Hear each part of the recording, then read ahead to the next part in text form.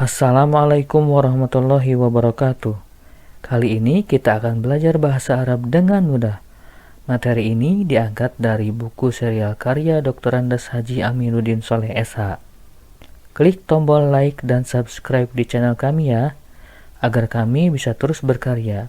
Terima kasih.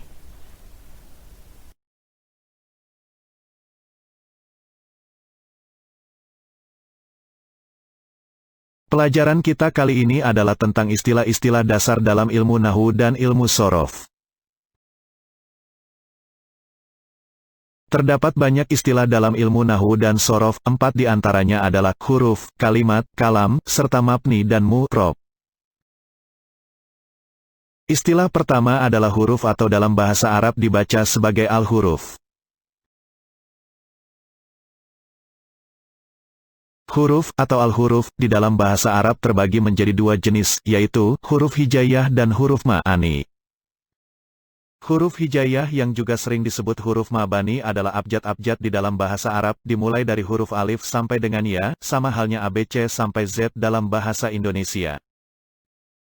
Huruf-huruf tersebut adalah alif, ba, ta, sa, ja, ha, ho, dal, za, ro, za, sa, sya, so, dot, to, zot, ain, gin, fa, kof, kaf, la, mim, nun, waw, hamzah, la alif, a, ya.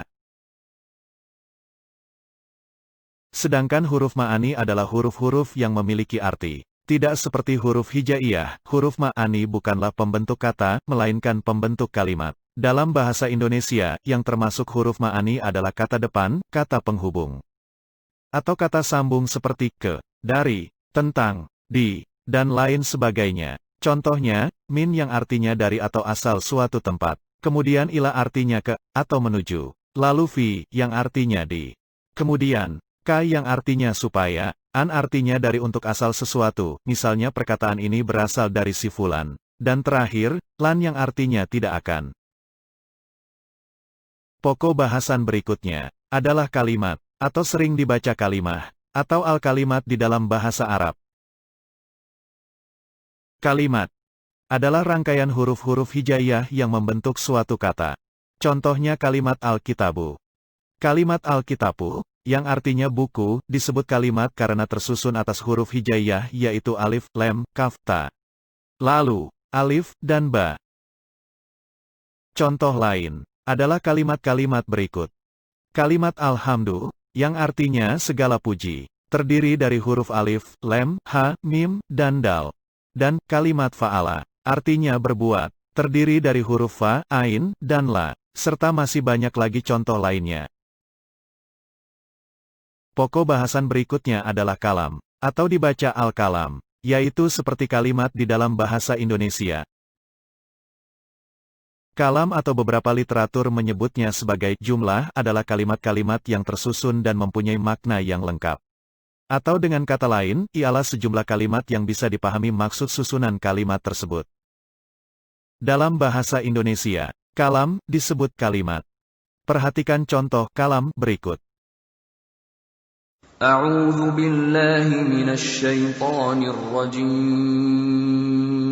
Bismillahirrahmanirrahim. Dzalikal kitabu la raiba fihi hudan lil muttaqin. Artinya, kitab Al-Quran itu tidak ada keraguan. Padanya petunjuk bagi mereka yang bertakwa. Quran Surat Al-Baqarah ayat 2. Kalimat-kalimat yang menyusun kalam pada ayat di atas adalah zalika, artinya itu atau hal itu. Al-Kitabu, artinya kitab atau Al-Quran. La, tidak ada. Roiba, artinya keraguan. Fi, di dalam atau pada. Hi, nya, maksudnya Al-Quran. Hudan, artinya petunjuk. Li, bagi atau untuk. Al-Mutakin, mereka yang bertakwa.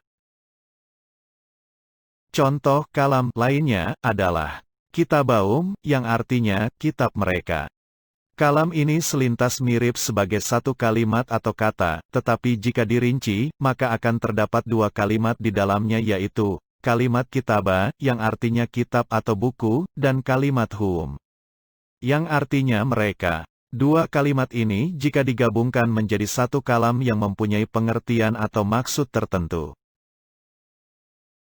Pokok bahasan berikutnya adalah mabni atau al-mabni dan mu-rob atau ditulis sebagai al-mu-rob. Mabni dan mu-rob keduanya membahas mengenai perubahan harokat pada kalimat di dalam suatu kalam. Al-mabni adalah kalimat yang huruf terakhirnya tidak mengalami perubahan harokat. Perhatikan contoh-contoh berikut. Kalimat huwa tidak mengalami perubahan harokat pada huruf waw-nya menjadi huwi atau huwu. Contoh lainnya adalah kalimat zalika tidak mengalami perubahan harokat pada huruf kafnya menjadi zaliki atau zaliku. Juga dengan kalimat holako tidak mengalami perubahan harokat pada huruf kofnya menjadi holaki atau holaku.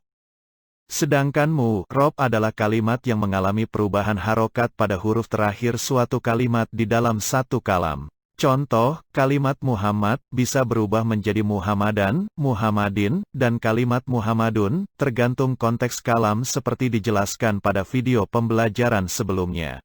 Masih ingatkan mengenai fa'il, maf'ul, dan mudhof ilaih dalam pengantar ilmu nahwu? Al-mu'rob mengalami perubahan harokat huruf terakhirnya saja. Harokat yang mengalami perubahan itu disebut dengan i-rob, sedangkan kalimat yang berubahnya disebut dengan mu-rob. Suatu mu-rob, kedudukannya di dalam kalimat bisa berupa isim, yaitu kata benda. Fi'il, artinya kata kerja. Atau kata lainnya, akan dijelaskan nanti pada pelajaran berikutnya.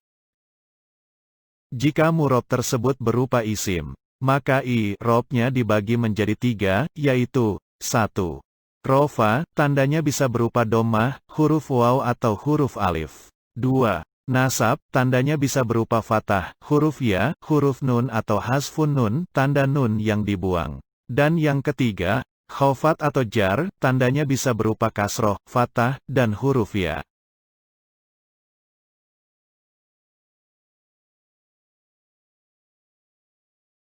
Alhamdulillah, demikian video pembelajaran kali ini. Sampai jumpa di video pembelajaran berikutnya.